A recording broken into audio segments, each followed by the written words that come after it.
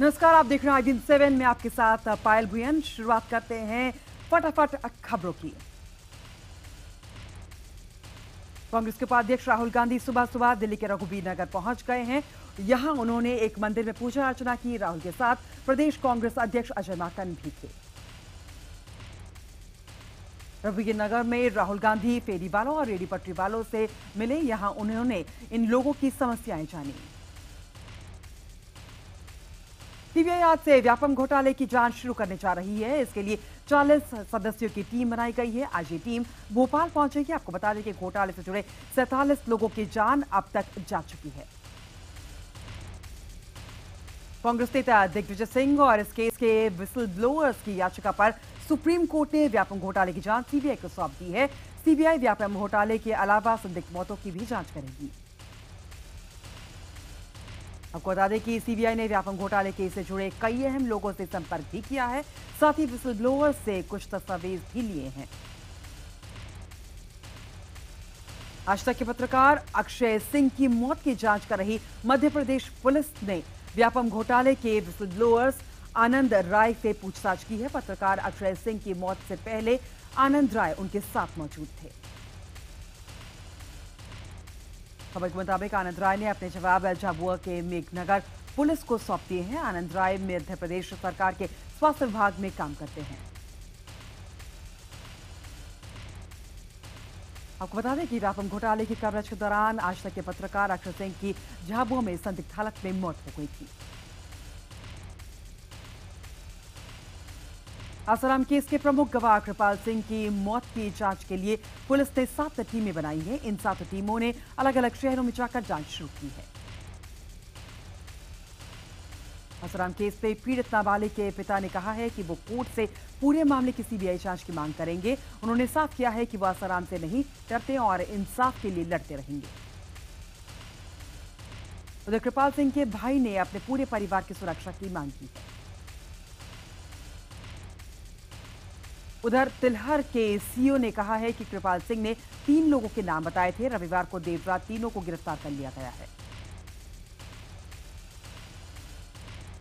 और वहीं आसाराम की प्रवक्ता नीलम दुबे ने मांग की है कि सभी गवाहों को सुरक्षा दी जाए। उनके मुताबिक जब भी ऐसे हमले होंगे तो इससे उनका ही केस खराब होगा।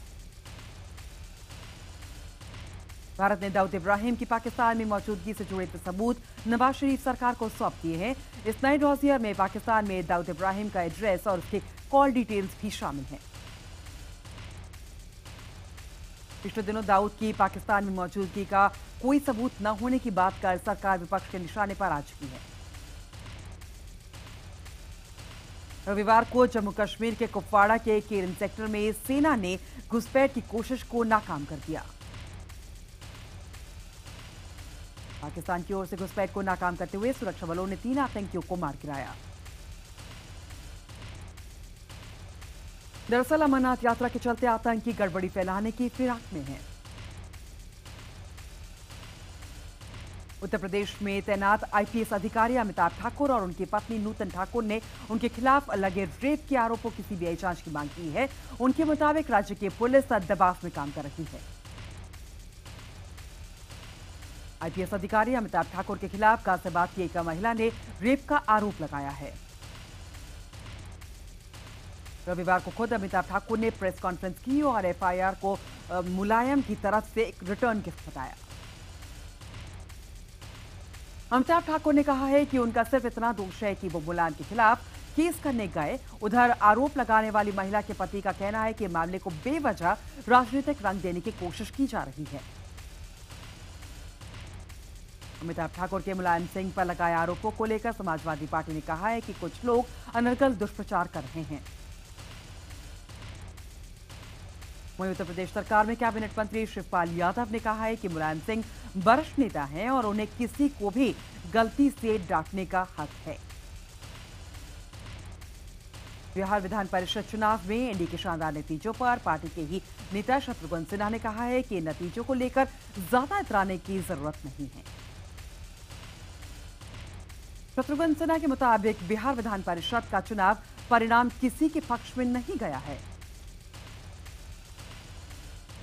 बीजेपी के सदस्यों की संख्या 11 करोड़ पार कर गई है। पार्टी के राष्ट्रीय अध्यक्ष अमित शाह ने महासंपर्क अभियान की शुरुआत पर यह दावा किया। बीजेपी ने कहा है कि इन 11 करोड़ सदस्यों का इस्तेमाल राजनीतिक शक्ति को हासिल करने के लिए नहीं बल्कि राष्ट्र निर्माण में सहयोगी बनाने के लिए किया जाएगा। दिल्ली के मुख्यमंत्री अरविंद केजरीवाल ने रविवार को इफ्तार पार्टी दी। इसमें तमाम दलों के नेताओं के अलावा दिल्ली की मशहूर हस्तियों ने शिरकत की। केजरीवाल की इफ्तार पार्टी में उपराष्ट्रपति हामिद अंसारी, पाकिस्तान के उच्चायुक्त अब्दुल रशीद, एलजी नजीब जंग, कमिश्नर बीएस बस्सी, बीजेपी नेता विजेंद्र गुप्ता और दिल्ली की पूर्व मुख्यमंत्री शीला दीक्षित भी पहुंची। केजरीवाल की इफ्तार पार्टी में टीएमसी की ओर से डेरेक ओब्रॉय भी पहुंचे। इस इफ्तार पार्टी में केजरीवाल और नजीब जंग ने गले लगाकर एक दूसरे का अभिवादन किया।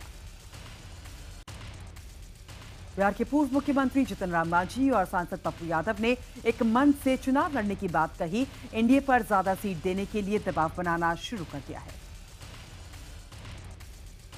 और इस मौके पर मांझी ने बीजेपी को दो टूक कह दिया कि सम्मान के लिए जीते हैं, लेकिन अगर सम्मान नहीं मिला तो हमारे रास्ते अलग अलग होंगे। उन्होंने पप्पू यादव के साथ मिलकर चुनाव लड़ने की बात भी कही। दोनों नेताओं के बीच गठबंधन होगा या विलय होगा, इस पर फैसला 20 जुलाई को लिया जाएगा। वहीं इस मौके पर पप्पू यादव ने कहा है कि बिहार में सही मायने में गरीबों के लिए मांझी ने ही काम किया है। तमाम विवादों के बाद भी गजेंद्र चौहान एफटीआई के अध्यक्ष बने रहेंगे। सूचना एवं प्रसारण राज्य मंत्री राज्यवर्धन राठौड़ ने छात्रों और फिल्मी हस्तियों के विरोध में झुकने से इनकार कर दिया। कांग्रेस नेता राजबब्बर ने गजेंद्र के बहाने केंद्र सरकार पर हमला बोला है।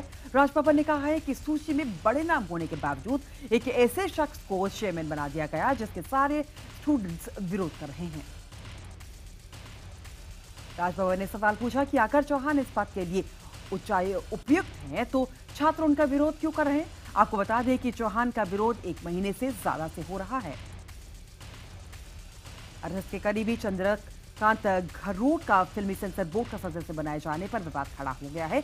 चंद्रकांत घरोटे लंबे समय से आरएसएस के सांस्कृतिक संगठन संचार भारती के से जुड़े रहे हैं। माना जा रहा है कि चंद्रकांत को आरएसएस की नजदीकी की वजह से यह पद हासिल हुआ है। चंद्रकांत का कहना है कि उनका आकलन उनके काम को देखकर किया जाना चाहिए। घाटी में कश्मीरी पंडितों के लिए बनाई जाने वाली कॉलोनियों में मुसलमानों को भी घर बेचने पर गृह मंत्रालय विचार कर रहा है। इससे उन आरोपों पर खत्म हो जाएंगे जो कहा जा सकेगा जिसमें कश्मीरी पंडितों को अलग थलग किया जा रहा है। एनबीसीसी ने कश्मीर घाटी में 3-4 जगहों पर पंडितों के लिए रिहायशी कॉलोनियां बनाने पर योजना पर एक विस्तृत प्रोजेक्ट रिपोर्ट पेश कर दी है। प्रस्ताव को मिनिस्ट्री से मंजूरी मिलते ही इसे कैबिनेट के सामने विचार के लिए रखा जाएगा। बारिश से हो रही परेशानी के बीच कमजोर मानसून की आशंका खत्म हो गई है। केंद्रीय वित्त मंत्री अरुण जेटली ने कहा है कि 8 से 10% की विकास दर पाना अब मुश्किल नहीं लगता।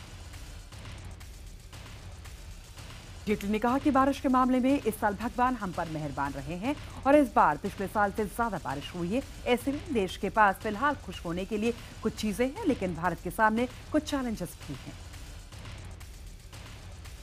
उन्होंने ग्रीस का उदाहरण देते हुए कहा है कि हमें ग्रीस से सबक लेना चाहिए, लेकिन भारत में अभी तक सब कुछ कंट्रोल में है। वित्त मंत्री ने कहा कि भारत के पास अभी भी अनाज की कमी नहीं है। दिल्ली में 3 दिन से लगातार हो रही बारिश ने लोगों के लिए खासी मुश्किलें पैदा कर दी हैं। लगातार बारिश की वजह से कई इलाकों में पानी भर गया है। रिहायशी इलाकों में कई जगहों पर घरों में भी पानी घुस गया है। लेकिन दिल्ली के मुख्यमंत्री अरविंद केजरीवाल ने अपनी पीठ थपथपाते हुए एक ट्वीट किया है। केजरीवाल ने लिखा है कि पिछले 36 घंटे में 200 mm बारिश हुई। पिछले साल की तुलना में इस बार जल भराव कम हुआ है। हम लगातार सुधार करते रहेंगे। पहाड़ों पर हो रही बारिश और भूस्खलन की खबरों के बाद अमरनाथ यात्रा को रोक दिया गया है। यात्रियों को खराब मौसम देखते हुए पहलगाम और बालटाल बेस कैंप पर ही रोका गया है। घाटी के पहाड़ी और मैदानी इलाकों में शनिवार शाम से ही हो रही तेज बारिश से हो रही है। प्रशासन के मुताबिक मौसम ठीक होते ही यात्रा को दोबारा शुरू कर दिया जाएगा। अभी तक 1.5 लाख श्रद्धालु पवित्र गुफा और शिवलिंग के दर्शन कर चुके हैं। इसरो की कमर्शियल आर्म एस्ट्रिक्स की वेबसाइट को रविवार दोपहर को हैक कर लिया गया। एस्ट्रिक्स कॉर्पोरेशन लिमिटेड इसरो की मार्केटिंग आर्म है जो स्पेस प्रोडक्ट्स के प्रमोशन और कमर्शलाइजेशन पर काम करती है। 2 दिन पहले ही इसरो ने अब तक के सबसे बड़े कमर्शियल लॉन्च को अंजाम दिया। रविवार दोपहर में वेबसाइट के होम पेज पर स्पोर्ट्स मर्चेंडाइज के विज्ञापन नजर आने लगे थे। माना जा रहा है कि ये काम चाइनीज हैकर्स का हो सकता है। आज कश्मीर में हुर्रियत की भारत विरोध रैली से पहले जम्मू कश्मीर सरकार ने अलगाववादियों पर नकेल कसी है। रैली के पहले तमाम अलगाववादी नेताओं को नजरबंद कर दिया गया है। राज्य सरकार ने सैयद अली शाह गिलानी, मीरवाइस उमर फारूक, शबीर शाह, यासीन मलिक को उनके घरों में नजरबंद कर दिया है। सरकार को शक है कि अलगाववादी समर्थक शांति भंग कर सकते हैं। श्रीनगर के आयोजित इंटरनेशनल जूडो चैंपियनशिप सिल्वर 2005 में गोल्ड मेडल जीता था। कानपुर की बनियान फैक्ट्री में आग लगने से लाखों का सामान जलकर खाक हो गया है। बताया जा रहा है कि शॉर्ट सर्किट होने की वजह से आग लगी थी, जिसे फायर ब्रिगेड की टीम ने काबू पा लिया। सबसे सुरक्षित ट्रेन माने जाने वाली राजधानी एक्सप्रेस में एक लड़की के साथ छेड़छाड़ से रेलवे के दावों की पोल खुल गई है। ये वारदात डिब्रूगढ़ से दिल्ली जा रही राजधानी एक्सप्रेस में हुई। आरोप है कि एक फौजी ने लड़की से छेड़छाड़ की। बाद में उसकी शिकायत पर जीआरपी ने मुरादाबाद में केस दर्ज कर आरोपी फौजी को गिरफ्तार कर लिया है। छात्र का आरोप है कि राजधानी एक्सप्रेस में उसके सवार होने के बाद से ही आरोपी उसे परेशान करने लगा था और मोबाइल से उसकी तस्वीरें ले रहा था। छात्र के मना करने पर भी वो नहीं माना। पहले जब छात्र ने उसकी शिकायत ट्रेन के कोच अटेंडेंट से की तो आरोपी ने माफी मांग ली। थोड़ी देर बाद वो छात्रा को से धमकाने लगा था और पीड़ित ने जीआरपी से उसके बाद शिकायत कर दी। मसूरी के लाल बहादुर शास्त्री राष्ट्रीय अकेडमी में अपने अफसरों की गोली मारकर हत्या करने के आरोपी जवान ने चंडीगढ़ में सरेंडर कर दिया है। आरोपी आईटीबीपी जवान को लेने उत्तराखंड पुलिस चंडीगढ़ पहुंच गई।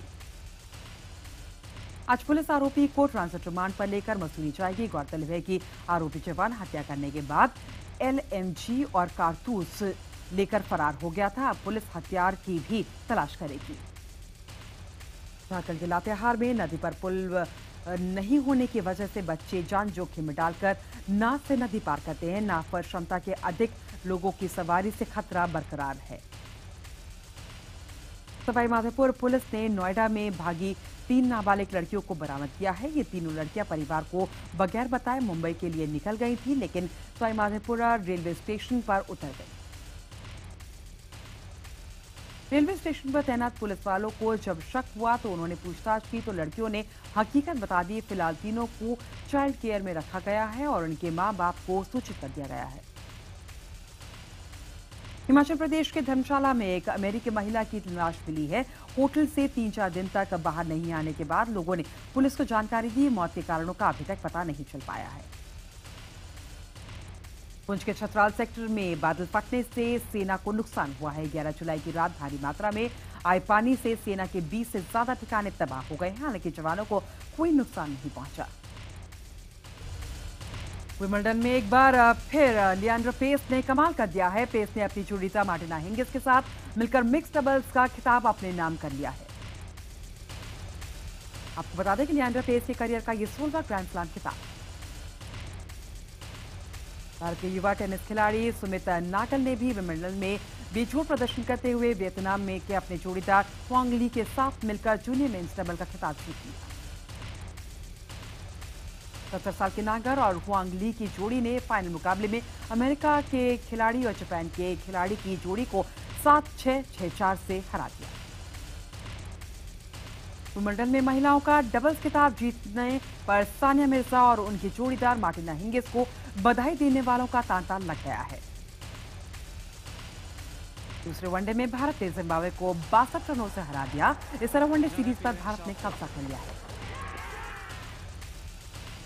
18 जुलाई से शुरू होने वाले प्रो कबड्डी लीग 2015 का टाइटल ट्रैक अब की बार खुद बिग बी अमिताभ बच्चन ने गाया है।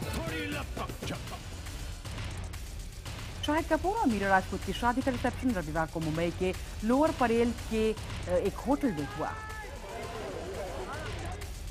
नए कपल को बधाई देने के लिए पार्टी में अमिताभ बच्चन, जेनेलिया डिसूजा, श्रद्धा कपूर, दिया मिर्जा, पीटर ज़ंटा, आलिया भट्ट के अलावा अनिल कपूर, सोनम कपूर, अर्जुन कपूर, अनुराग कश्यप समेत कई हस्तियों ने शिरकत की। फिल्म बाहुबली ने पहले दिन 50 करोड़ रुपए का कलेक्शन कर भले ही बॉक्स ऑफिस के सारे रिकॉर्ड तोड़ दिए हैं, लेकिन इस फिल्म पर हॉलीवुड फिल्म को कॉपी करने का आरोप भी लगा है। आरोप है कि बजरंगी भाईजान की कव्वाली भर 2 झोली का इस्तेमाल बगैर किसी इजाजत के फिल्म में किया गया है। कव्वाली के कॉपीराइट्स होल्डर्स EMI पाकिस्तान ने इस बार में एक कानूनी नोटिस भी जारी किया है।